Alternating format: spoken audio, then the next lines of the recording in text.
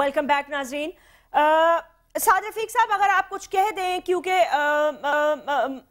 Past की बातों में रहने से मुझे ऐसा महसूस होता है हम कभी आगे नहीं बढ़ सकेंगे, कभी आगे नहीं बढ़ सकेंगे, और आगे बढ़ने के हमारे पास रास्ते ही क्या हैं? चले, मैं जवाब नहीं देता चांडियो साहब। नहीं, आप दें, वो उन बातों का तो आपका हक बनता है, आप जरूर दें, बिल्कुल दें। मैं बहरहाल वो टोन यूज नहीं करूंगा, क्योंकि आज के दिन खुद ही चांडियो साहब ने कहा था कि इस लबो लहजे में बात नहीं करनी, फिर वो शायद तबीयत उनकी नासाज है, वो खुद जज्बात में आ गए। एक तो मुझे ये कहना है कि चौधरी निसार साहब पे इन्होंने बात किया बड़ी तफसील से, वो कायदे हिज़्ब इख्तलाफ हैं, और ये वही चौधरी निसार अली खान साहब हैं जो यूसुफ रजा गिलानी साहब की काबीना में सीनियर वजीर थे, और एक पीस मेकर के तौर पर उन्होंने एक कंट्रीब्यूशन की, एक रोल प्ले किया। लेकिन जब आप कायदे हिज़्ब इख्तलाफ हैं तो जितनी ज़्यादा दबाव, जितना ज़्यादा बोझ और प्रेशर जो है वो एक अपोजिशन लीडर पे हो सकता है, उसका अंदाज़ा किया जा सकता है कि किस किस तरफ से लोगों की आओ बका और चीखो पुकार उनको सुनाई देती है। और जब वो उसको ट्रांसमिट करते हैं अपनी तकरीर के ज़रिए या इन पर तनकीद करते हैं असेंबली में, तो ज़ाहिर है ये माइंड करते हैं, क्योंकि ये इस लबो लहजे को सुनने के लिए तैयार नहीं है, ना अपनी इस्लाह करना चाहते हैं, ना आईना देखना चाहते हैं। दूसरी बात इन्होंने की है बिजली के प्रोजेक्ट्स की, मैं लंबी बात नहीं करूंगा, आगे की तरफ बढ़ते हैं।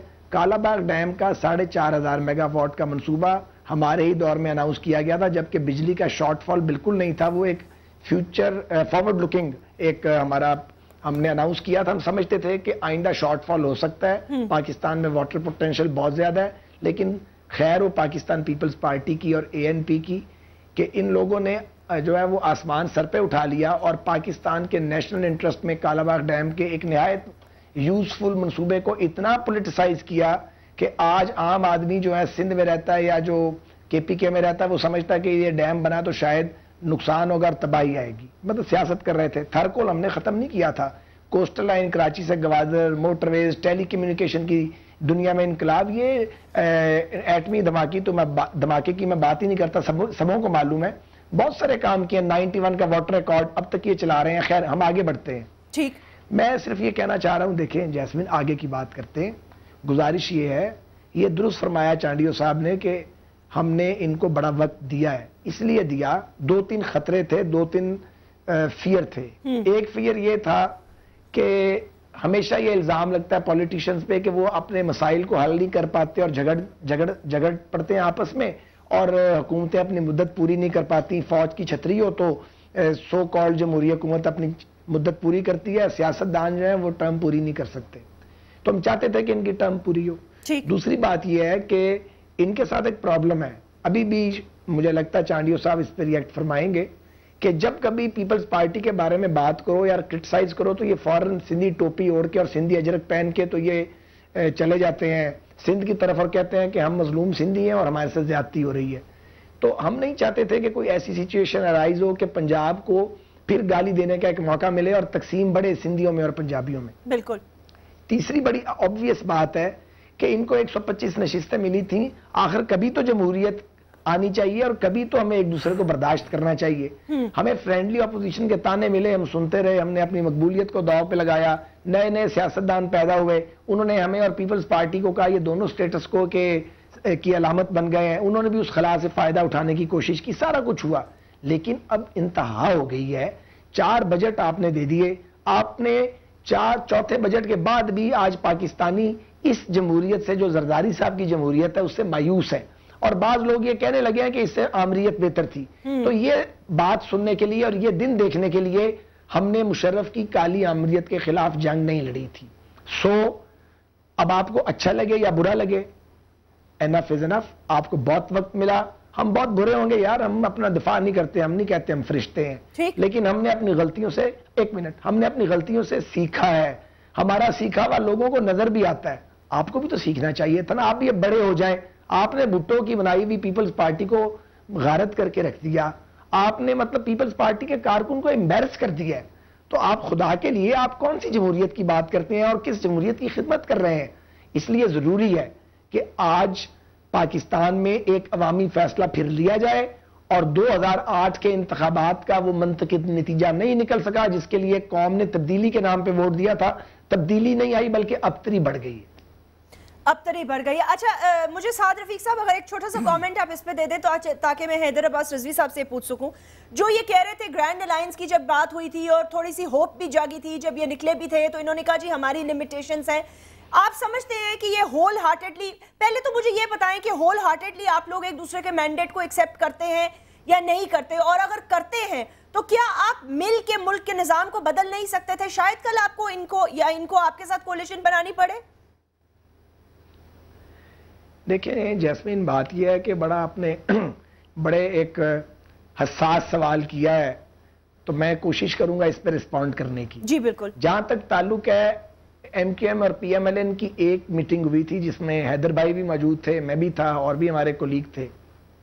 ये बात इस हद तक दुरुस्त है कि MQM से जब हमारी बात हुई थी गो के ये ऑल आउट अपोजिशन में आए थे और इन्होंने हमें ये कहा था कि अब हम अपोजिशन बेंचेस पे आ गए हैं और ये चौथी पांचवी बार अब हमारी वापसी नहीं होगी। लेकिन इन्होंने ये जरूर कहा था कि हम वहां पे कोई झगड़ा या लड़ाई या कोई सिचुएशन लॉ एंड ऑर्डर की क्रिएट नहीं करना चाहते, क्योंकि ऐसा होगा तो कराची में किलिंग्स हो जाती हैं। तो उस हद तक हमें इनकी बात भी समझ आती थी। अगली बात यह है कि MQM अपोजिशन बेंच पे बैठे या आती जाती रहे हुकूमत और अपोजिशन में, ये इनका फैसला है। ठीक। और ये फैसला गलत है या ठीक है, जब इंतखाबात होंगे तो जो वोटर है कराची का, जो इनकी कॉन्स्टिट्यूएंसी है, वो उस पर अपना फैसला दे देगी। बहरहाल मुझे बतौर एक सियासी कारकुन के इनका आना जाना अच्छा नहीं लगता, मैं उसकी तहसीन नहीं कर सकता। मैं समझता हूं इससे आपकी कदर भी कम होती है और आपकी क्रेडिबिलिटी जो है वो भी कॉम्प्रोमाइज होती है। कुछ कमेंट करेंगे आप? मैं शुक्रगुजार हूं खास साहब का कि खास साहब ने मेरी इस बात को इंडोर्स किया, और जाहिर है कि जो वो मुलाकात जो थी हमारी वो कोई 3-1 घंटे जारी रही थी, और उसमें हमने थ्रेड बेयर जो भी एंगल्स हो सकते थे उसको डिस्कस किया था।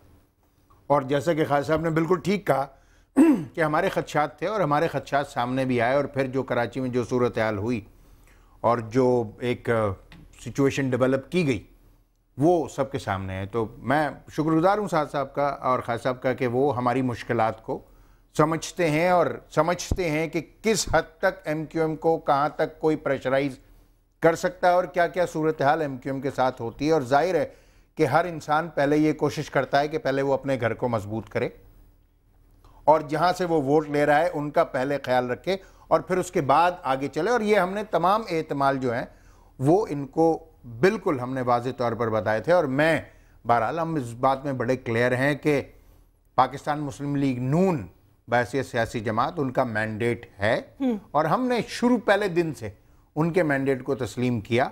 अब भले ही अगर वहां से होता है तो हुआ करे और नहीं होता तो बहरहाल हम ये क्या फीलिंग है आपकी, नहीं हुआ करे और नहीं कैसे, हाउ कैन यू से व्हाई डू यू फील कि नहीं होता? देखिए, सियासी जमातों के दरमियान कम से कम वर्किंग रिलेशनशिप रहती है, बिल्कुल, और रहनी चाहिए। बिल्कुल। खालिद साहब के साथ जो मेरे मरासिम हैं, कभी ऐसा मुमकिन नहीं है कि अगर मैं लाहौर जाऊं तो खालिद साहब से मुलाकात ना हो, या कम से कम अगर खालिद साहब तशरीफ ना रखते हो लाहौर में तो मेरी बात ना हो। तो ये रिलेशनशिप्स रहते हैं, मगर इसको, इन रिलेशनशिप्स को मजीद आगे चलना चाहिए और पार्टीज को बावजूद इसके कि एक दूसरे से नजरियाती इख्तलाफात रखें जो हर जमात के हैं, वरना तो एग्जिस्टेंस खत्म हो जाए जमातों का, नजरियाती इख्तलाफात को साथ रखते, सामने रखते हुए भी वर्किंग रिलेशनशिप्स रह सकती हैं।